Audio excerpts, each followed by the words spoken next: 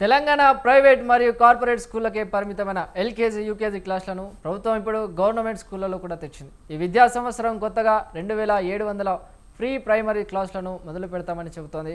₹1,00,000తో పిల్లలకు కావాల్సిన మౌలిక సదుపాయాలు అందించలేమని టీపీటీఎఫ్ నేతలు అంటోంది. టీచర్లు సదుపాయాలు ఆహ్లాదకరమైన వాతావరణం ఉన్నప్పుడే తల్లిదండ్రులకు నమ్మకం కలుగుతుందని టీచర్లు అంటున్నారు. ప్రీ ప్రైమరీ క్లాసులకు పేరుకు పెట్టామని కాకుండా ప్రభుత్వం చిత్తశుద్ధితో అమలు చేయాలని అంటున్న తెలంగాణ ప్రోగ్రెసివ్ టీచర్స్ ఫెడరేషన్ అధ్యక్షులు అనిల్తో మా ప్రతినిధి విశాల్ ఫేస్ టు ఫేస్. ప్రకటించింది. ఇక విడతల వారీగా కాకుండా ఒకేసారి ఎక్కువ సంఖ్యలో అన్ని ప్రాథమిక పాఠశాలల్లో ఈ ప్రీ ప్రైమరీ క్లాసులను ప్రారంభిస్తే ప్రభుత్వ పాఠశాలలకు ఆదరణ పెరుగుతుందని తెలంగాణ టీపీటీఎఫ్ ఉపాధ్యాయ సంఘం డిమాండ్ చేస్తుంది. ఇక ఇదే అంశానికి సంబంధించి మాట్లాడడానికి ప్రస్తుతం మనతో పాటు టీపీటీఎఫ్ ఉపాధ్యాయ సంఘం ప్రెసిడెంట్ అనిల్ ఉన్నారు. వారిని అడిగి తెలుసుకుందాం. సార్, ప్రీ ప్రైమరీ క్లాసులను అంటే అంతకు ముందు కూడా ఉన్నాయి, గత సంవత్సరం నుంచి ఎక్కువ సంఖ్యలో ప్రారంభించుకుంటూ వస్తున్నారు. ఇప్పటి వరకు ప్రారంభించబడిన ప్రీ ప్రైమరీ క్లాసులకు ఎలాంటి ఆదరణ ఉంది?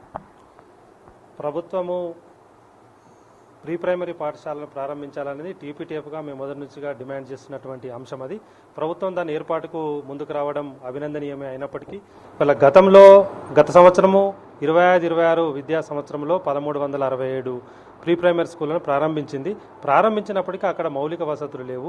అక్కడ టీచింగ్ చేయడానికి సంబంధించిన ట్రైన్డ్ టీచర్స్ లేరు. మామూలుగా ఉన్నటువంటి వాలంటీర్స్ని తీసుకొని అవి కొనసాగించారు.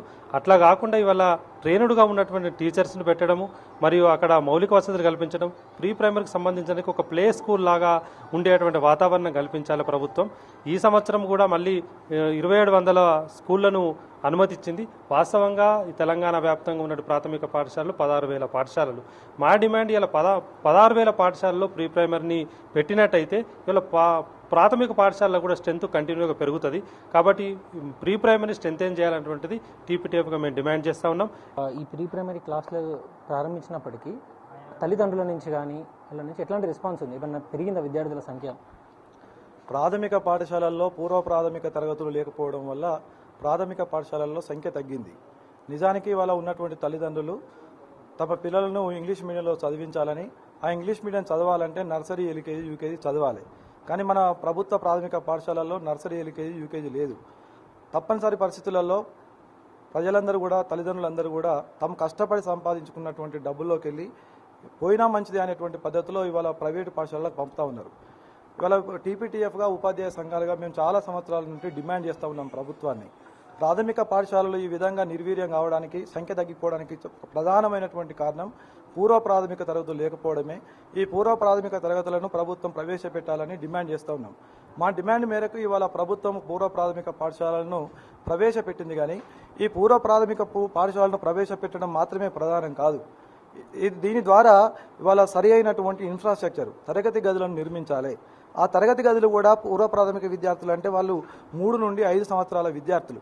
వారికి తగినటువంటి విధంగా పాఠశాలల యొక్క తరగతి గదులు ఉండాలి, టాయిలెట్ సౌకర్యం ఉండాలి, ఆట స్థలం ఉండాలి, ఇవన్నీ కూడా ఉండాలి. వీటికి తోడుగా ఇవన్నిటితో పాటుగా వారికి మంచిగా బోధించేటువంటి సుశిక్షితులైనటువంటి ఉపాధ్యాయులను అందించాలి.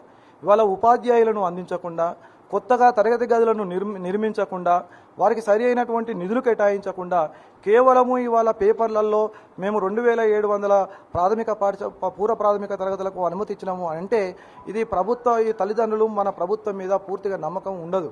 మీరు ఎన్ని సంవత్సరాల నుంచి అంటే టీచింగ్ ఈ ఫీల్డ్లో ఉన్నారు? ఇప్పుడు ఈ ప్రీ ప్రైమరీ క్లాసులు అంటే నర్సరీ నుంచి స్టార్ట్ అవుతాయా, ఎల్కేజీ నుంచి ఉంటాయా? ఎలా ఉంటున్నాయి అసలు? నేను ఒక 37 సంవత్సరాల నుంచి టీచర్గా ఉన్నాను. ఇప్పుడైతే జస్ట్ రిటైర్ అయ్యాను.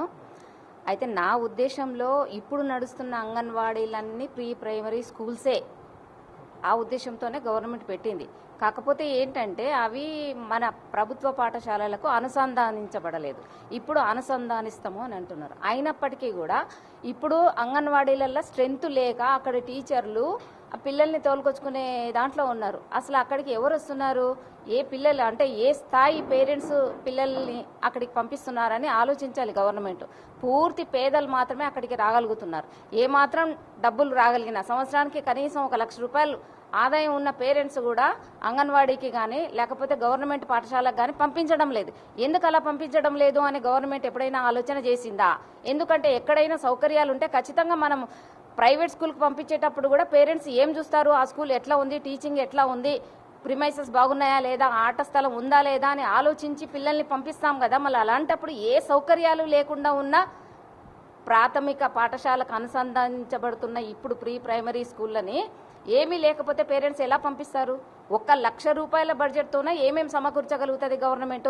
అది ఆలోచించాలి. కనీసం దీన్ని ఎట్లా అంటే యుద్ధ ప్రాతిపదికన తీసుకొని ఖచ్చితంగా కొన్ని స్కూళ్ళనైనా మోడల్ స్కూల్గా అంటే మోడల్ ప్రీ ప్రైమరీ స్కూల్స్గా చేసి అన్ని సౌకర్యాలను అక్కడ అంటే పిల్లలు ఆడుకోవడానికి కూడా ఉండాలి, ప్లే థింగ్స్ కూడా ఉండాలి, పిల్లల్ని అట్రాక్ట్ అయ్యేటట్టు ఉండాలి, పిల్లలు చాలా అక్కడ ఆహ్లాదకరంగా సంతోషకరంగా అక్కడ మసులుకునేటట్లు వాతావరణం కల్పించినప్పుడు మాత్రమే ఈ ప్రీ ప్రైమరీ స్కూల్స్ సక్సెస్ అవుతాయి. ప్రీ ప్రైమరీ క్లాసుల ద్వారా ప్రభుత్వ పాఠశాలలను అభివృద్ధి చేయాలనుకుంటున్న ప్రభుత్వ నిర్ణయం సరైనదే అన్నప్పటికీ వాటిని సరైన పద్ధతిలో పూర్తి స్థాయిలో ఇన్ఫ్రాస్ట్రక్చర్ ఇచ్చి సరైన సదుపాయాలు ఇచ్చి అక్కడ అమలు చేసినప్పుడే అవి ప్రజలకు ఆదరణ నోచుకుంటాయని టీచర్స్ తెలంగాణ టీపీటీఎఫ్ ఉపాధ్యాయ సంఘం అంటుంది. కెమెరామెన్ అఖిల్తో విశాల్, స్వాతంత్ర టీవీ.